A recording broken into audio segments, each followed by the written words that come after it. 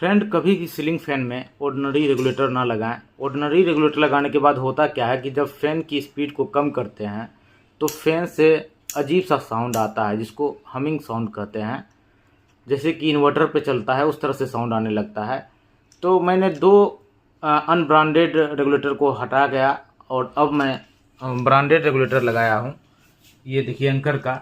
अब फैन का स्पीड काफ़ी कम पे चल रहा है, फिर भी देखिए बिल्कुल साउंड नहीं कर रहा है। ये देखिए अभी फैन जो है 1 पे चल रहा है, फिर भी ये साउंड नहीं कर रहा है।